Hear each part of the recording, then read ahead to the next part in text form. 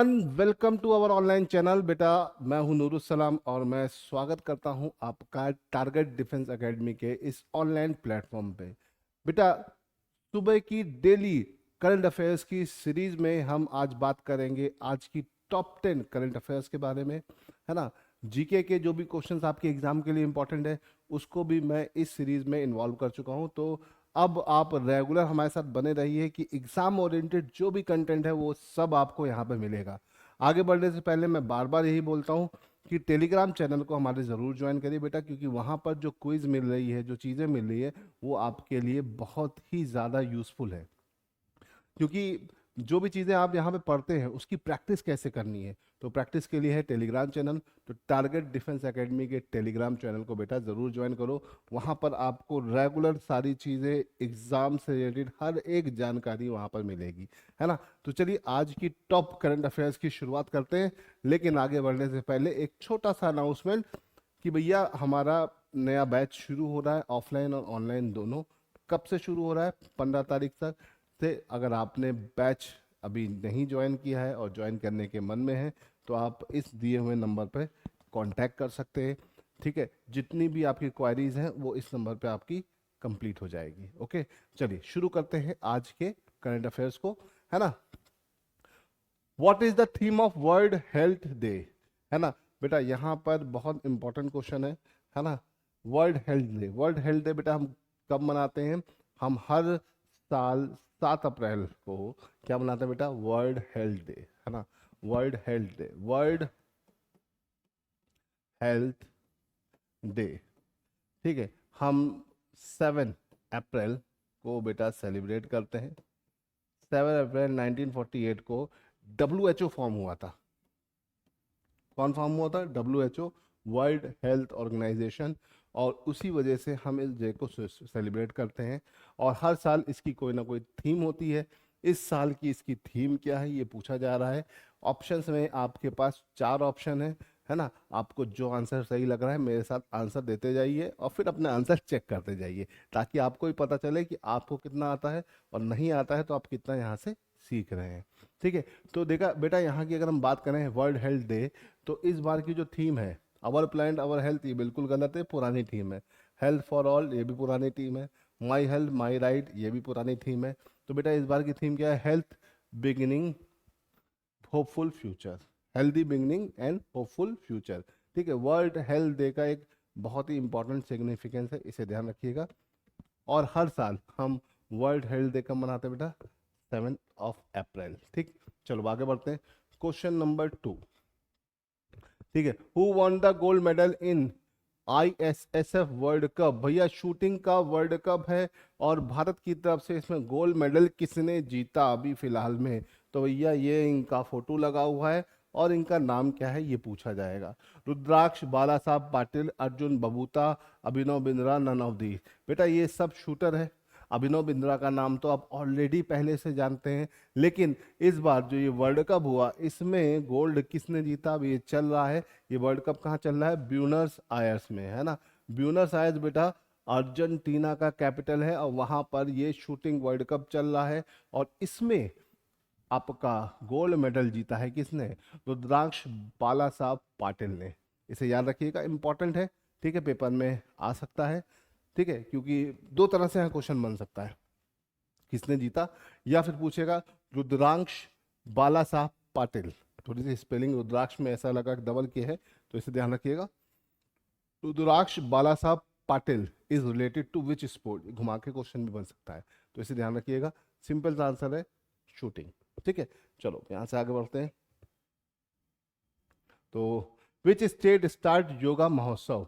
बेटा योगा तो आपका 21 जून को हम मनाते हैं योग डे, लेकिन उसकी स्टार्टिंग मतलब योग का पहले से ही एक भूमिका बनाने के 75 दिन पहले से ही योग महोत्सव की शुरुआत कर दी गई है, ताकि ज़्यादा से ज़्यादा दुनिया में लोग योगा मनाएं। 24 करोड़ लोग दुनिया भर में योगा मनाते हैं, लेकिन इसको और बढ़ाकर फुल स्ट्रेंथ पर लाने के लिए योग महोत्सव की शुरुआत की गई है। और इस योग महोत्सव को बेटा कहाँ से शुरू किया गया है? ये शुरू किया गया है उड़ीसा से, ठीक है। तो इसे याद रखिएगा, ठीक। 100 दिन पहले बेटा ये कहाँ शुरू हुआ था? ये 100 दिन पहले शुरू हुआ था न्यू दिल्ली में। और 75वें दिन पहले, मतलब 75 दिन पहले इसकी शुरुआत कहाँ से कर दी गई? उड़ीसा से। तो इसे ध्यान रखिएगा, पूछा जा सकता है। ठीक, अब यहाँ से 75 दिन और जाने हैं और हर एक राज्य को कवर करते हुए ये पहुंचेगा, है ना, देश भर तक। हाँ भाई, मोदी जी 2 दिवसीय यात्रा में थे। ठीक है, पहले गए थाईलैंड, थाईलैंड से फिर श्रीलंका और श्रीलंका से वापस इंडिया। और आते वक्त मोदी जी ने इनॉर्गेट कर दिया पम्बन रेल ब्रिज, है ना। तो भैया पम्बन रेल ब्रिज कहाँ पर है? तमिलनाडु में है। लेकिन तमिलनाडु के किस डिस्ट्रिक्ट में है, ये क्वेश्चन बन सकता है। रामेश्वरम में ये इन्होंने इस पम्बन रेल ब्रिज को इनॉर्गेट किया, आप देख सकते हैं, है ना। ये देख सकते हैं आप, मोदी जी ने इसका इनॉर्गेशन कर दिया।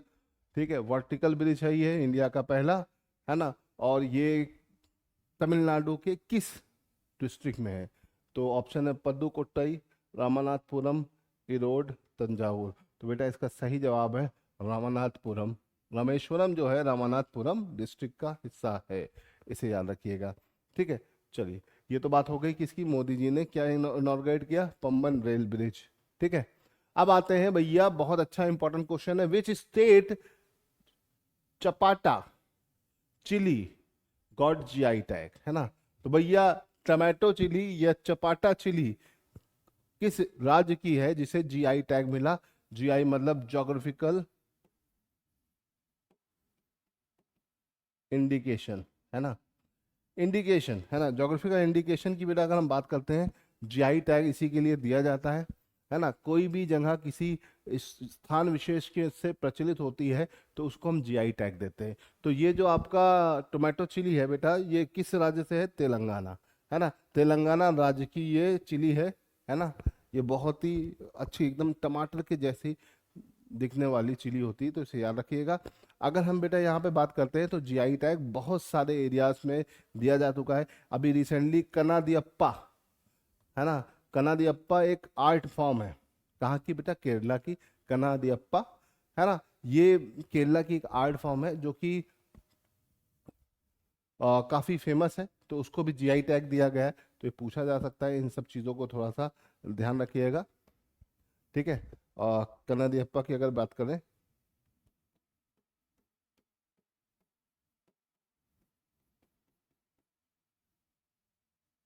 ठीक है, कहाँ की फेमस है बेटा? केरला की, केरला की। ठीक है, कनादियप्पा जो फॉर्म है बेटा वो कहाँ से फेमस है? केरला से, इसे ध्यान रखिएगा। ठीक है, तो ये तो बात हो गई किसी कनाडियप्पा और इससे रिलेटेड चीज़ों के बारे में। अगर हम जीआई टैग की बेटा बात करते हैं, है ना, तो जीआई टैग इंडिया में बहुत सारे एरियाज के को मिल चुका है। ठीक है, लेकिन सबसे पहले जीआई टैग किसे मिला, है ना। जीआई टैग की अगर हम बात करें तो इंडिया में 1999 से शुरू हुआ, है ना। ज्योग्राफिकल इंडिकेशन, जैसे बनारसी साड़ियाँ, तो बनारस के साड़ियाँ बहुत फेमस है, तो बनारसी साड़ी। कंचीवरम साड़ियाँ, आगरा का पेठा, मथुरा का पेड़ा, तो क्या है, ये जगह के नाम से मशहूर है, तो ज्योग्राफिकल इंडिकेशन। बनारसी पान, है ना, खाने पीने या किसी भी चीज़ की बात करें तो इस तरह से जीआई टैग इंडिया भर के बहुत सारे चीज़ों को लगातार मिलता जा रहा है। लेकिन पहला जीआई टैग किसे मिला था? तो वो दार्जिलिंग टी, दार्जिलिंग की जो चाय थी ना, उसको सबसे पहले जीआई टैग मिला था। ठीक है, और अभी ये जो टमाटो चिली है बेटा, ये कहाँ से फेमस है? ये आपकी तेलंगाना की फेमस चिली है, इसे याद रखिएगा। पेपर में पूछी जाएगी तो आपको ध्यान रखना पड़ेगा। ओके, आई होप कि आपको ये बात समझ में आ रही होगी। चलिए, हाँ भाई, Modi's 21 point action plan related to, Modi ji का 21 एक्शन पॉइंट प्लान किस इनमें से किस से संबंधित? SCO mean Shanghai cooperation organisation, SAARC मतलब south Asian association of regional cooperation, BIMSTEC, ठीक है, बे ऑफ बंगाल इनिशिएटिव जो चल रहा है उसके बारे में, और ब्रिक्स। तो इनमें से किससे संबंधित? तो भैया मोदी जी अभी गए थे कहाँ पर? ब्रिक्स में, और वहां पर उन्होंने 21 पॉइंट ऑफ एक्शन के बारे में बात किया। ठीक है, तो इसे जाना, इसमें बहुत सारे एग्रीमेंट किए अपने नेबरिंग कंट्रीज के साथ, है ना। तो बिम्स्टेक में मोदी जी ने ये पूरी कहानी करी। बिम्स्टेक सम्मेलन का जो 6th मीटिंग थी, 6th समिट था, वो कहाँ पे हुआ बेटा? थाईलैंड, बैंकॉक में, है ना। तो मोदी जी हमारे गए हुए थे वहाँ पर, और उन्होंने वहाँ पर बहुत सारी चीज़ों को वहाँ पे बात की, तो इसे ध्यान रखिएगा। ठीक, चलो यहाँ से आगे बढ़ते हैं। आगे बढ़ने से पहले बेटा फिर से जो लोग अभी रिसेंटली हमारे पास आए हैं, तो उनको बता दूं, बहुत सारे बच्चे पूछ रहे हैं कि सर नया बैच कब शुरू होगा। तो नया ऑफलाइन या ऑनलाइन बैच की बात करें बेटा, तो वो 15 अप्रैल से शुरू होगा। तो जिन जिन बच्चों को भी एडमिशन लेना है, वो नीचे दिए हुए इस नंबर पर कांटेक्ट कर सकता है ना। और ये सारे हमारे बैच के फीचर्स हैं, लाइव क्लासेस भी मिलेगी, सब कुछ होगा एकदम एग्जाम ओरिएंटेड पैटर्न पे। चलिए आगे बढ़ते हैं, ठीक है। फिर आते हैं कच्चा तीवू। कच्चा तीवू आइलैंड इज डिस्प्यूटेड बिटवीन, है ना। कच्चा तीवू आइलैंड किन दो देशों के बीच में डिस्प्यूटेड है ना। BW का वर्ड होता है बेटा बिटवीन, है ना। कच्चा तीवू आइलैंड इज डिस्प्यूटेड बिटवीन, है ना। ये आइलैंड जो है ये किन दो देशों के बीच में डिस्प्यूटेड है? तो भैया इंडिया और श्रीलंका के बीच में। ये रामेश्वरम के पास मिलता है, एक छोटा सा आइलैंड है। मोदी जी के श्रीलंका जाने पर ये बातें किवायतें बहुत तेजी से आ गई कि मोदी जी फिर से इसको फ्री कराएंगे। तो वो इंडिया और श्रीलंका के बीच डिस्प्यूटेड है, इसे ध्यान रखिएगा, ठीक है। कच्चा तीबू आइलैंड पूछा जा सकता है, ठीक। अब आते हैं थोड़ा सा एक सिंपल सा basic question. How many countries are at equator? भाई भूमध्य रेखा पर कितने देश हैं? 0 डिग्री की जो एक इमेजिनरी लाइन होती है, जो पूरे अर्थ को दो बराबर भागों में बांटती है, इसके ऊपर नॉर्दर्न हेमिस्फीयर, नीचे सदर्न हेमिस्फीयर जो होता है, ये लाइन जो जारी है, इस पर कितने देश स्थित हैं? 10, 11, 12, 13 आंसर पता है तो कमेंट में बताइए, नहीं पता है तो मैं बता दे रहा हूँ 13, ठीक है। 13 देश हैं, अक्सर पूछा जाता है, ठीक है। 3 कॉन्टिनेंट है, south America, Africa and Asia, ठीक है। साउथ अमेरिका और एशिया के 3 3 नेशन है, 6 हो गए, और अफ्रीका के 7 नेशन है जो इस लाइन पर है ना। अब देखो साउथ अमेरिका का कोलंबिया, यूके और ब्राजील, ये 3 देश है। अफ्रीका की बात करें तो Sao Tome and Principe, Gabon, republic of Congo, democratic republic of Congo, Kenya, Somalia, Uganda, ठीक। अफ्रीका की बात करें तो अफ्रीका के 3 देश हैं, किरिबती, है ना बेटा, किरिबती, इंडोनेशिया एंड मालदीव। तो इस तरह से देखा जाए तो कुल मिलाकर 13 देश हैं जो इक्वेटर पर हैं, है ना। अक्सर आता है, पूछा जाता है, तो इसमें गड़बड़ मत करिएगा, ठीक है। आप चाहें तो इसको ध्यान से नोट कर सकते हैं, पूछा जाएगा। बेसिकली अफ्रीका के नहीं भी याद रखोगे, साउथ अमेरिका या एशिया के याद रखोगे तो आपको आंसर बन जाएगा पेपर में, है ना। नॉर्मली आसानी से आप इसे कर लोगे, ठीक है। चलिए आगे बढ़ते हैं। 10 degree channel is found between, ठीक है। 10 डिग्री चैनल किसके बीच पाया जाता है? अंडमान निकोबार, अंडमान निकोबार के बाद आता है India and Myanmar, Lakshadweep and Minicoy and Lakshadweep and Maldives. तो बेटा 10 डिग्री चैनल जो है ना, ये 10 डिग्री लैटिट्यूड पर है ना। और चैनल क्या होता है? जिसकी लेंथ 100 किलोमीटर से भी ज्यादा हो उसे हम बोल देते हैं बेटा क्या? चैनल, ठीक है। अब यहाँ पे बोला है 10 डिग्री चैनल किसके बीच में है, तो बेटा 10 डिग्री चैनल पे बेस क्वेश्चन पे कई सारे आंसर बन सकते हैं। पहली चीज तो ये तो आंसर इसका सही क्या है? अंडमान एंड निकोबार, है ना। पूरा अंडमान एक तरफ, निकोबार एक तरफ, और 10 डिग्री चैनल इसके बीच पाया जाता है। लेकिन अगर थोड़ा सा इसको और जनरेट करें तो अंडमान के कौन से हिस्से में? तो बेटा अंडमान का लिटिल अंडमान, है ना। और निकोबार का कौन सा हिस्सा? कार निकोबार, याद रखिएगा। तो इसके बीच भी ये पाया जाता है, ये भी आपका आंसर है, तो इसको गलत मत करिएगा, है ना। ध्यान रखिएगा, little Andaman and car Nicobar exact answer है, ठीक है। कई बार पेपरों में आया हुआ है, इसको गड़बड़ नहीं करिएगा, ठीक। अब आता है लक्षद्वीप और मिनिकॉय। लक्षद्वीप और मिनिकॉय के किसके बीच पाया जाता है? 9 डिग्री चैनल।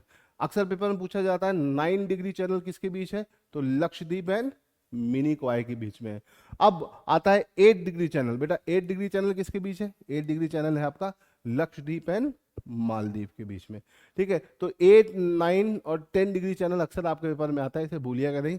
साथ ही साथ एक और आता है क्या? आपका आता है Duncan passage. Duncan passage, Duncan passage की बेटा अगर हम बात करें तो ये डंकन पैसेज किसके बीच में है, ये अक्सर पूछा जाता है। तो देखो यहाँ अगर आप डायग्राम देखोगे तो ये पूरा अंडमान एक तरफ है, अंडमान के आपके 3 हिस्से हैं, है ना। पहले तो आप मोटा मोटा इसके 2 हिस्से कर सकते हो, ग्रेटर अंडमान और लिटिल अंडमान। ग्रेटर अंडमान के 3 हिस्से हैं, नदन अंडमान, मिडिल अंडमान और सदर्न अंडमान। सदर्न अंडमान और लिटिल अंडमान के बीच में ये पैसेज वाला एरिया है, इसे बोलते हैं हम डंकन पैसेज। तो बेटा अगर आपसे कोई पूछे डंकन पैसेज किसके बीच में है, तो सीधा आंसर है सदर्न अंडमान एंड आपका लिटिल अंडमान, ये याद रखिएगा, ठीक है। कभी कभी एक क्वेश्चन बनता है कि अंडमान निकोबार में कौन सी भाषा बोली जाती है, तो तुम बोलोगे सर वहाँ की लोकल ट्राइबल भाषा, बिल्कुल गलत है। अंडमान निकोबार में बोली जाती है बेटा कौन सी भाषा, पता हो तो कमेंट में तुरंत बताओ, नहीं पता है तो मैं भी आपको बताता हूँ, ठीक है। देखिए अंडमान निकोबार की अगर हम बात करें तो ये किस हाई कोर्ट के अंदर आ रहा है, ये आ रहा है आपका कलकत्ता हाई कोर्ट के अंदर। और कलकत्ता हाई कोर्ट के जुरिडिक्शन में आने की वजह से यहाँ पर सारी की सारी प्रोसीडिंग किस में होगी, बंगाली में। तो यहाँ पर मुख्य जो भाषा बोली जाती है वो कौन सी बोली जाती है, बंगाली। अब अगर बेटा हम अंडमान निकोबार की बात करें तो यहाँ पर हमारे पास एक इंटरनेशनल एयरपोर्ट है, उस एयरपोर्ट का नाम क्या है, वीडी सावरकर इंटरनेशनल एयरपोर्ट, इसे ध्यान रखिएगा, ठीक है। तो अंडमान निकोबार में बहुत सारी चीजें हैं आपको जो ध्यान रखना है। चलिए आगे बढ़ते हैं आज के लास्ट क्वेश्चन की तरफ। लास्ट क्वेश्चन बहुत इंपॉर्टेंट क्वेश्चन है, ठीक है। How many times Mahatma Gandhi become the president of INC, Indian national Congress. Indian national Congress की बेटा अगर हम बात करें तो महात्मा गांधी इंडियन नेशनल कांग्रेस के कितनी बार प्रेसिडेंट बने, है ना। ऑप्शन से 1 2 3 4, है ना। आंसर पता है तो कमेंट में बताओ, ठीक है। सीधा सा है, अगर हम बात करते हैं महात्मा गांधी की तो महात्मा गांधी पूरे जीवन काल में सिर्फ एक बार इंडियन नेशनल कांग्रेस के प्रेसिडेंट बने, कब, 1924 बेलगाम सचिन, है ना, बेलगाम सचिन। बेलगाम एक छोटा सा रूरल एरिया है कर्नाटका में, और वहां पर गांधी जी ने एक ही बार पूरे अपने जीवन काल में क्या किया था, आईएनसी का प्रेसिडेंट बने, ठीक है। तो आईएनसी से रिलेटेड क्वेश्चन बेटा आपके पेपर में आते हैं, गांधी से रिलेटेड क्वेश्चन आते हैं, तो ये सब आपको ध्यान रखना पड़ेगा, ठीक है। आई होप कि आपको समझ में आया होगा, है ना। आगे बढ़ने से पहले एक अनाउंसमेंट है, इसे ध्यान रखिएगा बेटा। बहुत सारे बच्चे बार बार पूछ रहे हैं कि सर नया बैच कब शुरू होगा, तो बेटा नया बैच चाहे ऑफलाइन हो चाहे ऑनलाइन हो, 15 तारीख को आपके एनडीए के एग्जाम के बाद तुरंत चालू हो जाएगा। तो जिन भी बच्चों को नए बैच में एडमिशन लेना है या कोई भी क्वेरी है वो इस नंबर पर कॉन्टैक्ट कर सकता है, इसे ध्यान रखिएगा। चलिए आज के लिए इतना रहने बेटा, जय हिंद।